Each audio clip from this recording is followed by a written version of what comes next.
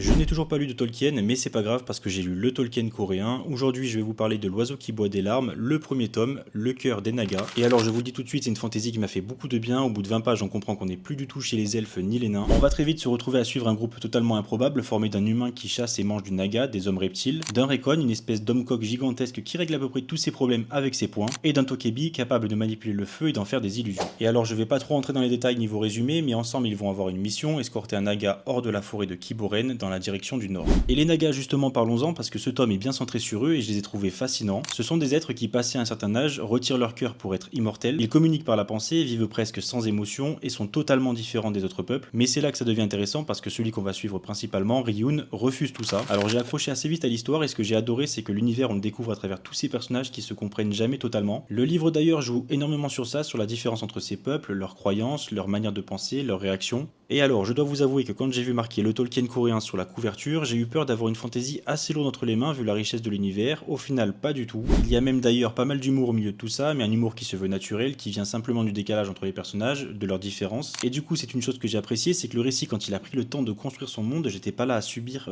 pendant 40 pages des explications à rallonge. Alors après, tout de même, je pense que c'est une lecture qui peut perdre certains lecteurs. Je suis très loin d'être un cador en fantaisie, d'ailleurs, n'hésitez pas en commentaire à me faire des recommandations, je suis preneur. Alors, mis à part le bestiaire, entre guillemets, j'ai trouvé la narration très différente de ce que j'ai pu lire. Alors, je sais pas si je suis le seul, mais j'ai senti vraiment une différence de traitement des univers entre les fantaisies occidentales et cette fantaisie là, mais pour le coup c'est exactement ce qui m'a plu. Et alors même si ce premier tome sert surtout à poser les bases, je vais pas vous vendre du rêve, c'est pas bourré d'action, c'est pas la fantaisie de l'année, il donne envie de continuer, d'ailleurs le tome 2 sort en octobre je crois si je dis pas de bêtises, parce que pour le coup à la fin les tensions montent, il y a beaucoup plus d'enjeux et surtout les personnages ont eu le temps d'évoluer. Mais bref, vous l'aurez compris, le crash test est validé, j'ai hâte de lire la suite. Ceux qui l'ont lu, n'hésitez pas à me dire en commentaire si le crash test est validé, ce que vous en avez pensé. Pour les autres, j'espère vous l'avoir bien vendu, vous avoir donné envie de le découvrir. Comme toujours, si le format t'a plu, n'hésite pas à t'abonner, ça donne la force, ça fait plaisir et il y aura d'autres vidéos de ce genre. En attendant, je te dis merci pour le temps accordé.